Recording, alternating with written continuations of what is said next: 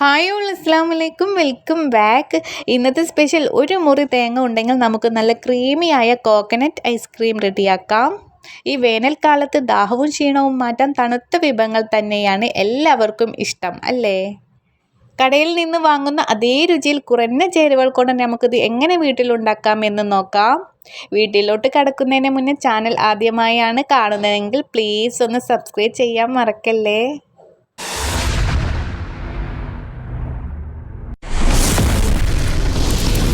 നമ്മുടെ coconut ice cream ഉണ്ടാക്കിയെടുക്കാൻ വേണ്ടിയിട്ട് ഒരു അത്യാവശ്യം വലിപ്പമുള്ള ഒരു തേങ്ങയാണ് ഇവിടെ എടുത്തിരിക്കുന്നത്. നമുക്കിതൊന്ന് പൊട്ടിച്ചെടുക്കുമ്പോൾ നന്നായിട്ടൊന്ന് ഷേപ്പിൽ തന്നെ പൊട്ടിച്ചെടുക്കാം കേട്ടോ. അതെന്താണെന്ന് വെച്ചാൽ ഞങ്ങൾ വീഡിയോ സ്കിപ്പ് ചെയ്യാതെ കാണുക. അപ്പോൾ അതിലൊരു സംഭവമുണ്ട്. പിന്നെ നമുക്കിതാ തേങ്ങ വെള്ളം ഇതിലേക്ക് ആവശ്യമുണ്ട് കേട്ടോ. അപ്പോൾ അതും കളയൊന്നും വേണ്ട. ഇനി ഒരു തേങ്ങാമുറി വെച്ചിട്ടാണ് കേട്ടോ നമ്മളിവിടെ ഐസ്ക്രീം ഉണ്ടാക്കുന്നത്. അപ്പോൾ ഒരു തേങ്ങാമുറി നമുക്ക് കട്ടാക്കി എടുക്കാം, ചിരകി എടുക്കരുത് കേട്ടോ.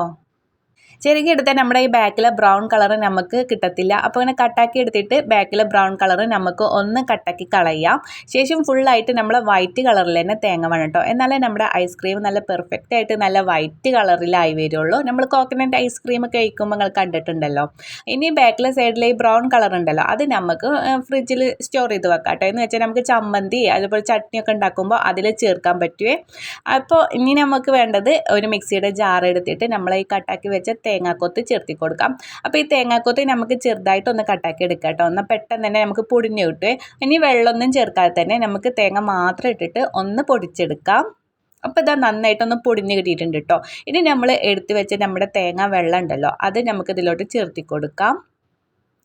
പിന്നെ അതുപോലെ തന്നെ നമ്മുടെ ഫ്രഷ് തേങ്ങ എടുക്കുക. പിന്നെ അധികം ഇങ്ങനെ മൂത്ത തേങ്ങ അല്ലാതെ ഇങ്ങനെ പച്ചത്തേങ്ങയൊക്കെ ഉണ്ടെങ്കിൽ കൂടുതലായിട്ട് നമ്മൾ ഐസ്ക്രീമിൽ എടുക്കാൻ നോക്കുക. ഇനി നമുക്ക് ഇതിലോട്ട് വേണ്ടത് 2 ടേബിൾ സ്പൂണോളം പാൽപ്പൊടിയും അതുപോലെ 3 ടേബിൾ സ്പൂണോളം പഞ്ചസാരയാണ് ചേർത്തി കൊടുക്കുന്നത്.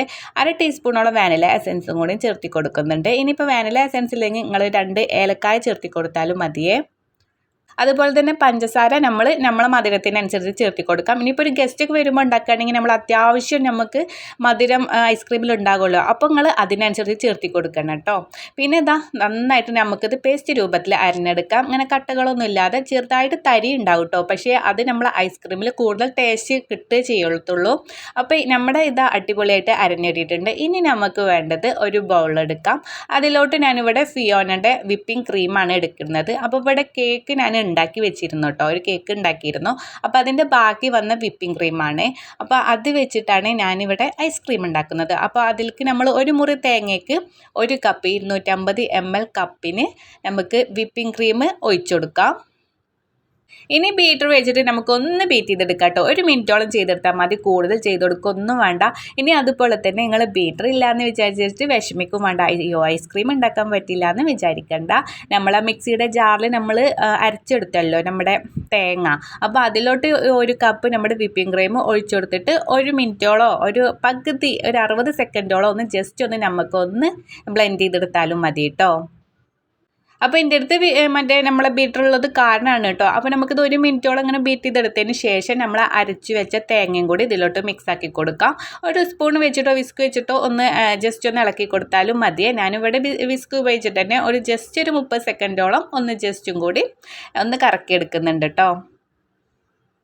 അപ്പോൾ ഇതാ ഇത്രേ വേണ്ടുള്ളൂ കേട്ടോ. ഇതിൻ്റെ ഒരു സ്ട്രക്ചർ ഇതുപോലെ ആയിരിക്കണം. നമ്മൾ ലാസ്റ്റ് വന്നാൽ നമ്മൾ കേക്കിന് വിപ്പ് ചെയ്തെടുക്കുമല്ലോ നമ്മുടെ വിപ്പിംഗ് ക്രീം, അത്ര സ്റ്റിഫാക്കി എടുക്കൊന്നും ആവശ്യമില്ല കേട്ടോ. കൂടുതൽ ആവിപ്പോയരുത്. അപ്പോൾ നമ്മുടെ ഐസ്ക്രീം നമ്മൾ വിചാരിച്ച അത്ര നമ്മൾ റെഡിയായി കിട്ടൂല.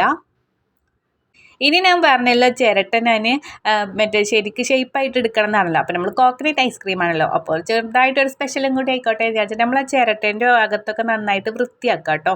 അകം ഒന്ന് കഴുകിയിട്ടൊക്കെ തുടച്ചതിന് ശേഷമാണ് കേട്ടോ ഞാനിവിടെ ഈ ഐസ്ക്രീം ഒഴിച്ചു കൊടുക്കുന്നത്. അപ്പോൾ ഇത് ഒന്ന് സ്ലോ ആയിട്ട് ചെയ്യട്ടോ, നമുക്ക് നല്ലൊരു ഫിനിഷിങ് കിട്ടാൻ വേണ്ടിയിട്ടാണ്. അപ്പോൾ ഞാൻ വീഡിയോ കുറച്ച് സ്പീഡ് ഉണ്ടെങ്കിലും നമ്മൾ സ്ലോ ആയിട്ടാണ് കേട്ടോ ഒഴിച്ചു കൊടുക്കുന്നതൊക്കെ. അപ്പോൾ രണ്ടിലും നമുക്ക് ഒഴിച്ചു കൊടുക്കാം. ഇനി ഞാനിപ്പോൾ ഇത് നൈറ്റാണ് കേട്ടോ ഉണ്ടാക്കുന്നത്. അപ്പോൾ രാവിലെ വരെ നമുക്കിത് ഫ്രിഡ്ജിൽ നന്നായിട്ട് തന്നെ നമുക്ക് നല്ല തണുത്തായിട്ട് കിട്ടണം കേട്ടോ, ഫ്രീസറിൽ വെക്കാം. അപ്പോൾ ബാക്കി വന്നത് ഞാനിതാ ഒരു കേക്കിൻ്റെ ടിന്നാണ്, അതിലോട്ട് ഒഴിച്ചു കൊടുക്കുകയാണ്. നിങ്ങൾ കഴിക്കുന്ന ഏത് ഫുഡ് കഴിക്കുന്ന നമ്മുടെ പാത്രങ്ങളോ അല്ലെങ്കിൽ നമ്മുടെ ഗ്ലാസ്സുകളോ അങ്ങനെ എന്ത് വേണമെങ്കിലും ഒഴിച്ചു കൊടുക്കാം കേട്ടോ. ഇനി നമുക്കിത് ഒരു മുകളിലായിട്ട് ഒരു കവറൊന്ന് വെച്ച് കൊടുത്തിട്ട് ഫ്രീസറിൽ എടുത്ത് വെക്കാം. ഇനി നമുക്ക് വെയിറ്റ് ചെയ്യാം കേട്ടോ. അപ്പോൾ ഇതാ രാവിലെ ആയിട്ടുണ്ട്. അപ്പോൾ 2-3 വട്ടം ഇവിടെ കറണ്ട് പോയത് കാരണം നമുക്ക് അങ്ങനെ സെറ്റ് ആയിട്ടില്ല കേട്ടോ. പക്ഷേ ഒരു 2 മണിക്കൂർ കൂടി വെച്ചാൽ അടിപൊളിയായിട്ട് സ്കൂപ്പ് ചെയ്യുമ്പോൾ നമുക്ക് റെഡിയായി കിട്ടുവേ. പക്ഷേ ഇവിടെ കുട്ടികൾക്ക് ധൃതി കാരണം നമ്മൾ വെയിറ്റ് ചെയ്യുന്നില്ല. നമ്മൾ ഇത് ഒരു കഴിക്കാൻ വേണ്ടിയിട്ട് ഒരു ബൗളിലോട്ട് മാറ്റുകയാണ് കേട്ടോ. അപ്പോൾ അതിൻ്റെ മുകളിൽ കുറച്ച് ജെംസ് ഒക്കെ ചേർത്തി കൊടുക്കുകയാണ്. കാണാൻ ഒരു ഭംഗിക്കും പിന്നെ കഴിക്കാനും കുട്ടികൾക്ക് ഭയങ്കര ഇഷ്ടമായിരിക്കുമല്ലോ. അപ്പോൾ അങ്ങനെ വേണ്ടിയിട്ട് നമ്മുടെ അടുത്ത് ചോക്ലേറ്റ്സ് ഒക്കെ ഉണ്ടെങ്കിൽ അങ്ങനെ ചെയ്തെടുക്കാം. അപ്പോൾ അടിപൊളി ടേസ്റ്റാണ് കേട്ടോ. പിന്നെ നമ്മൾ ചിരട്ടയിൽ ഒഴിച്ച് വെച്ച സംഭവം ഉണ്ടല്ലോ, അത് അടിപൊളിയായിട്ട് നമ്മൾ വിചാരിച്ച അതേ സ്ട്രക്ചറിലൊക്കെ വന്നിട്ടുണ്ട് കേട്ടോ. അപ്പോൾ അത് നന്നായിട്ട് നമുക്കിത് ഐസായി വന്നിട്ടുണ്ട്. അതും അടിപൊളിയാണ് കേട്ടോ.